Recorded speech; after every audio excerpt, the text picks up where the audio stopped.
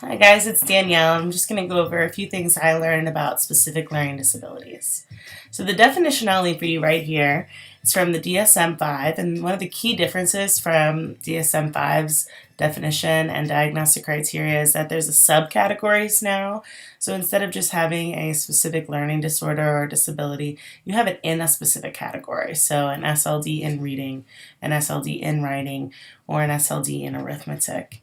And so when diagnosing an SLD, you'd use an achievement aptitude test. So it's two tests, an IQ test or general intelligence test, and an academic achievement test, such as the Woodcock-Johnson.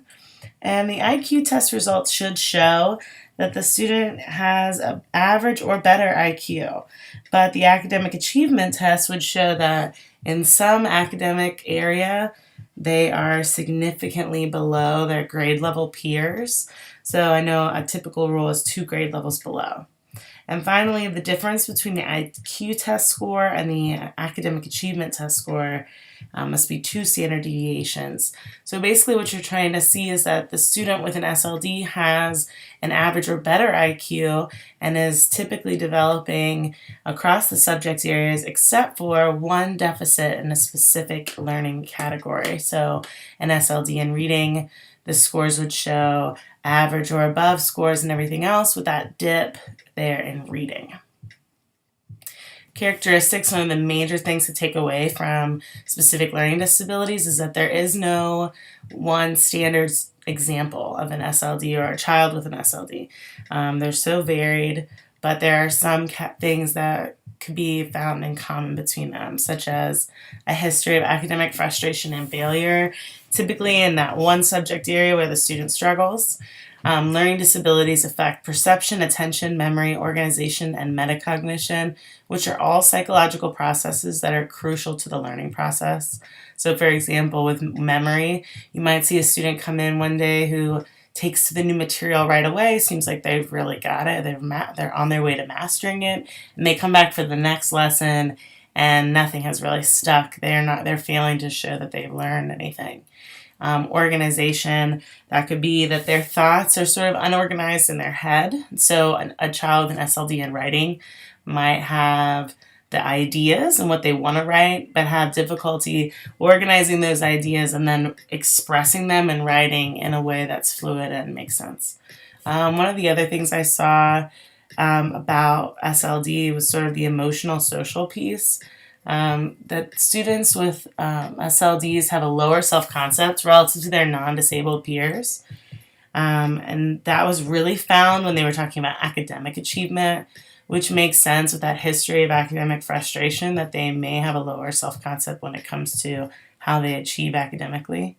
But they also had lower scores on temperament by teacher questionnaires, and they were really testing on-task behaviors, conduct behaviors, and they found that students with SLDs actually had lower scores by their teachers.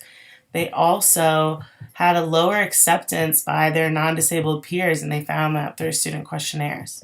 So I think the big takeaway from that is that when you're dealing with a child with an SLD, it's not strictly an academic focus when you go into supporting them, but you also have to take into play that emotional, social piece when you're supporting them.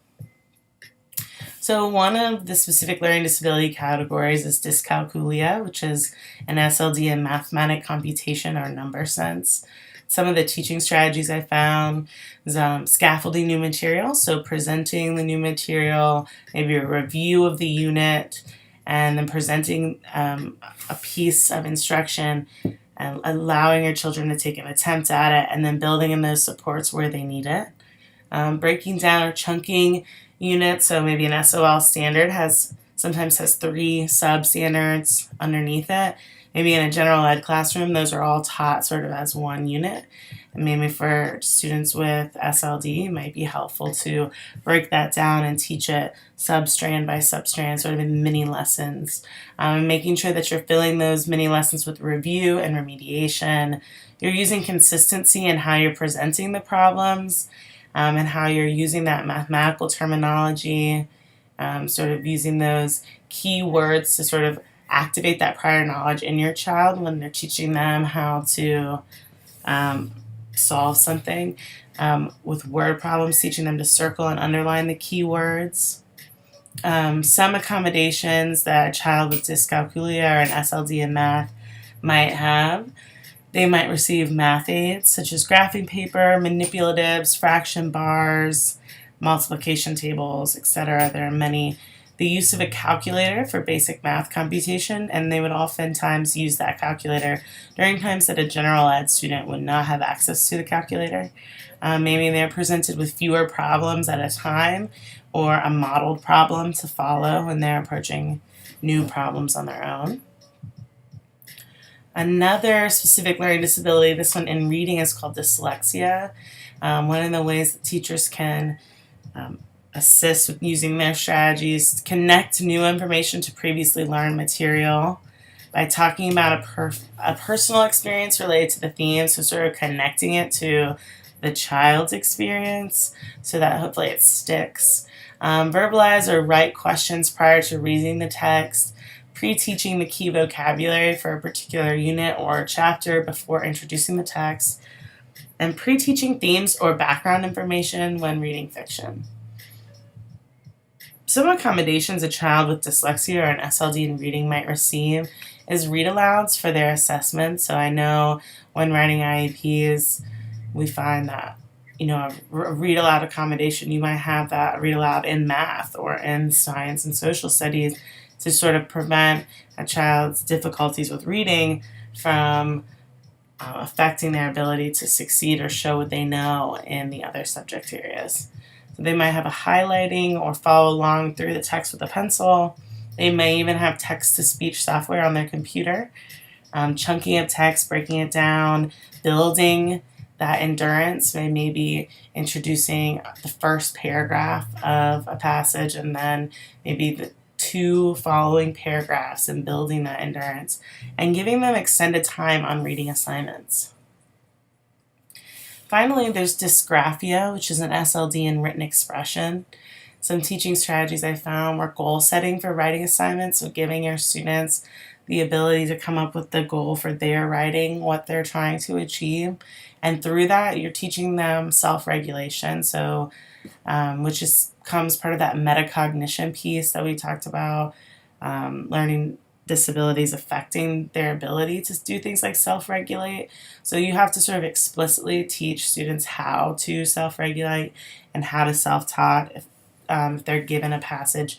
Okay, I need to tie this into my own experience, or I need to create a thesis statement, and using that self-talk to guide them through their assignments. You could allow for dictation or other means of expression. So if you're looking at a child who really struggles with writing, maybe you could pair them up with someone else who could be their writer, or they could dictate their answers to you, the teacher. Always providing clear and concise directions, and that really goes for every child, but for children with SLDs in any of the categories, clear and concise directions, and providing a clear rubric, so something to help guide their reading, and maybe even with that rubric you provide a written example of this is what a 100 looks like. For accommodations, you might have a graphic organizer for pre-writing, sentence starters or model sentences for them to follow, allow for dictation, and a lessened requirement for writing. So for a student who really struggles, maybe instead of a paragraph, you ask them to write one good sentence. So I put a little example here of what someone in 4th grade with dysgraphia, what their writing could look like. And I know the mark of a real good special ed teacher is that you can decipher what students mean when they write like this. Finally, teaching implications. I think being a special education teacher is one of the hardest jobs. You have to have so much empathy, first of all, and understanding and not becoming frustrated with students at so many varying levels. I mean, you might be in a room with 8 kids who are across the board as far as their ability coming to you in the classroom. Being willing to have flexibility with your pacing. I know that we're given pacing guides, but some of our students require that to be further broken down and to take the time that they need, especially in the introduction of new material. to make sure to provide that scaffolding for them, to give them a chance on their own, but build in the supports where you know they might need them, and to really look for the right supports and accommodations for your students and advocate if they do not have them currently on their IEP. Advocate for an accommodation that you believe that they have, making sure that you balance giving every child all the accommodations and supports that they need. Thank you so much for watching my video. I look forward to listening to some of your presentations and finding out what you learned. And I hope you have a great rest of the semester.